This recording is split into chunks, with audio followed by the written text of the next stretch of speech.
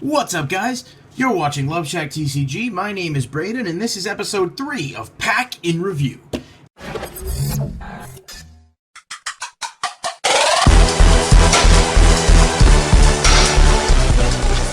continue our trip into the past eras of Yu-Gi-Oh! TCG with Rise of Destiny. So far, we've done Cyberdark Impact and Tactical Evolution, two packs that came out a significant amount after this. However, they both performed relatively poorly. Cyberdark Impact, which was the first pack that we did to start this season, got a 20%, an F grade, based on the fact that it has very little playable cards, and outside of that, very little anything of worth at all. Tactical Evolution performed significantly better, somewhere in the 40% range, but still suffered due to a lack of competitive cards and cards that are worth anything now. However, its historical contributions, such as Illblood and Rainbow Dragon and things like that, gave it a bit of a notch over its competition. Rise of Destiny will continue that trend today, and we shall see if it will perform poorly or if it will perform excellently.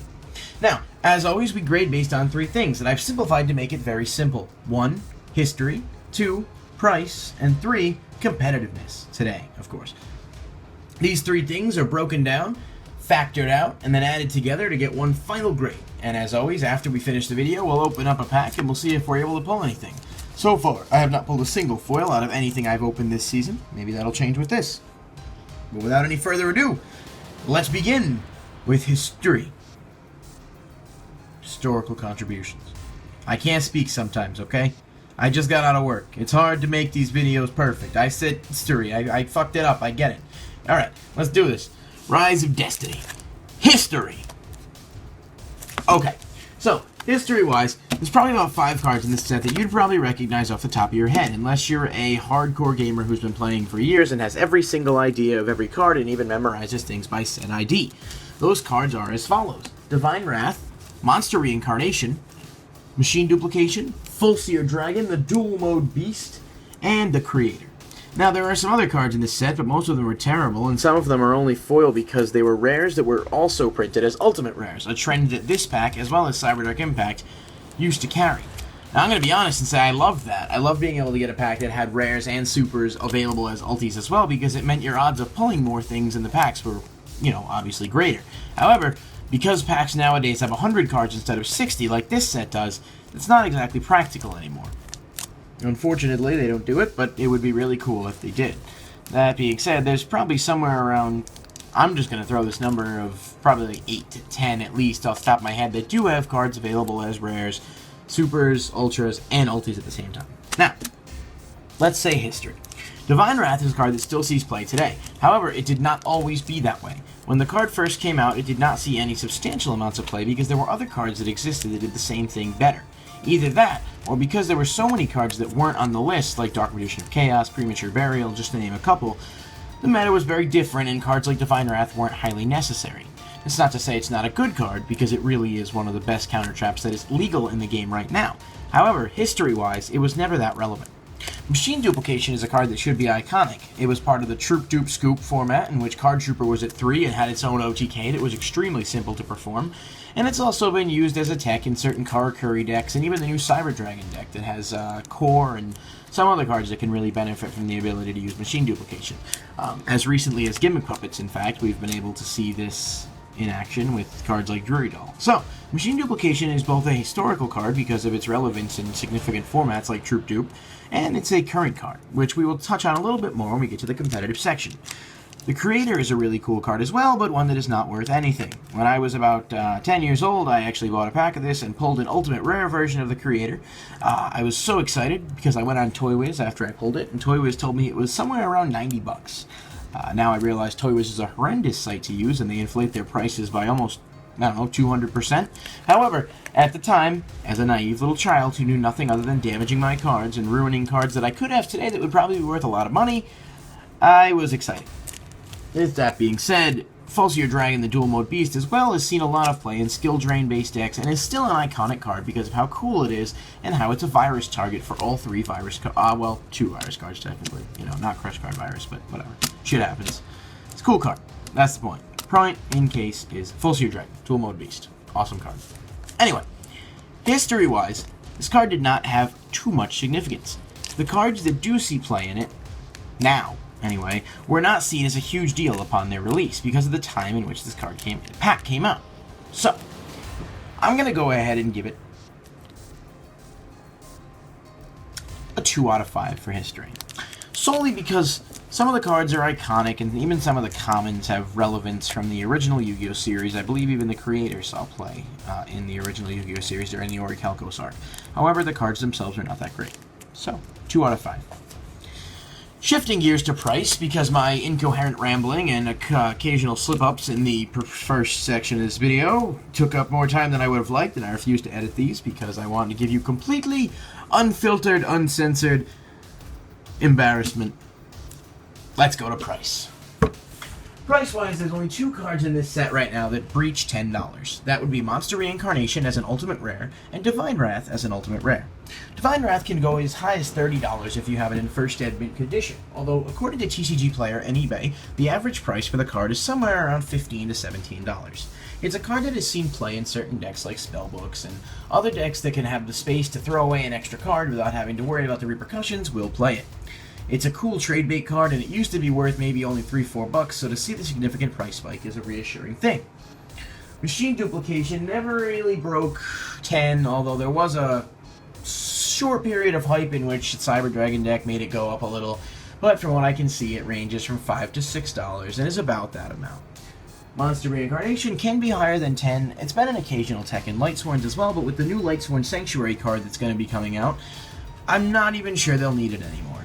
That being said, it's still Monster Reincarnation, and it's an iconic card that replaced Monster Reborn for a while in intent.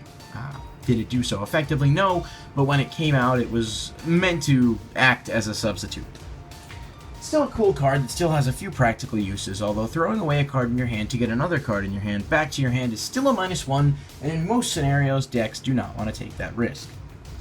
So, for price, considering the fact that we have very few cards in here that are worth anything at all, and unlike Cyberdark Impact, which at least had Black Horn of Heaven that could break somewhere around $30-40 in first edition, we're going to give it a 1 out of 5, which gives us so far a 3 out of 10.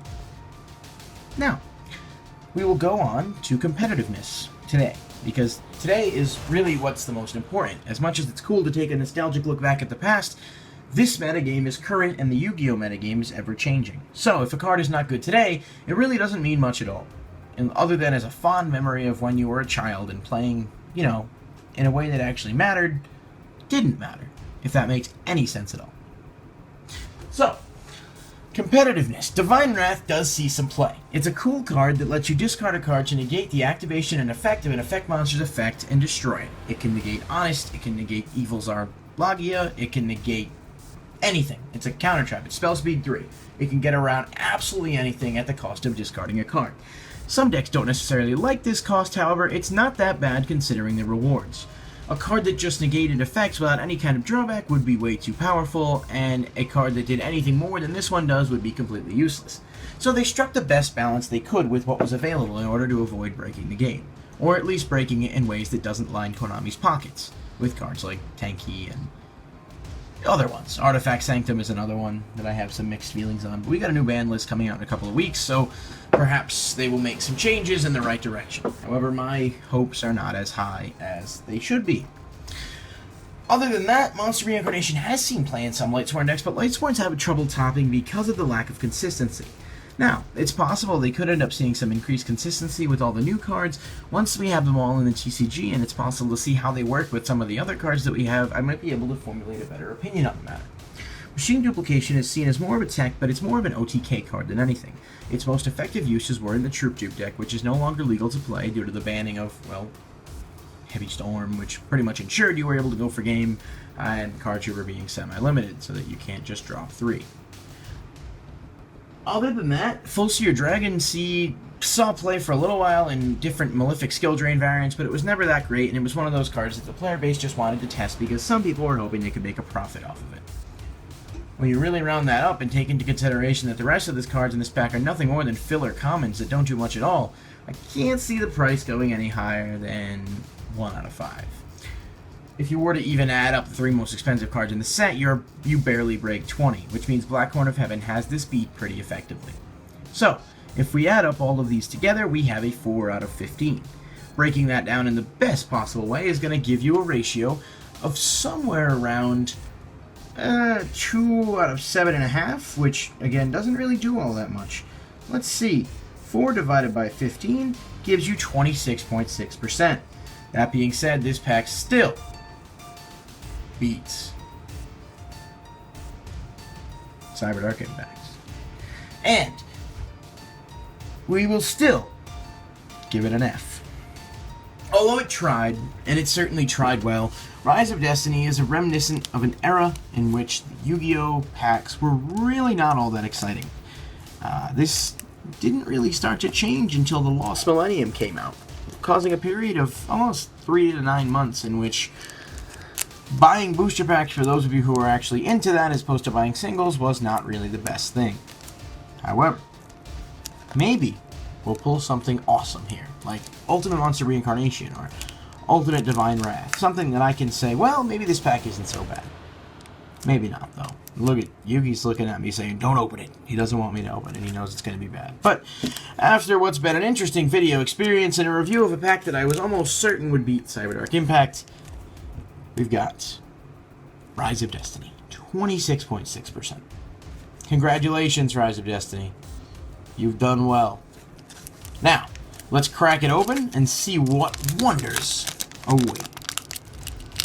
And guys, just to let you know, next week's episode will be, hopefully, the first pack we have the potential to review that could, maybe, break the 50% line. So, as we open this pack of Rise of Destiny, mint condition, you can smell that air from 2006, First Ed. We got Mind Hacksaws, Harpy Girl before she was censored. I'm sure some people are going to be excited by that. Back to Square One. Light in the Load. Gaia Soul, the Combustible Collective, is our rare. Woodborg Impachi. Bakoichi, the Frightening Car. Heavy Mech Support Platform. And Astral Barrier. That was not the same Astral from Zexal, but it's neat looking. So, I'd like to thank you guys for watching. I'd like to thank Rise of Destiny for sucking and providing even more terrible content to review. And I'd like to thank our fans and subscribers who sit through all of these videos, even though we say a lot of stupid things. With that being said, next week's episode will feature a review of a pack that hopefully will avenge the era of Yugi being on the cover of packs. Maybe. Maybe the duelist soul will burn with excitement once again. I will see you guys next time on Pack and Review.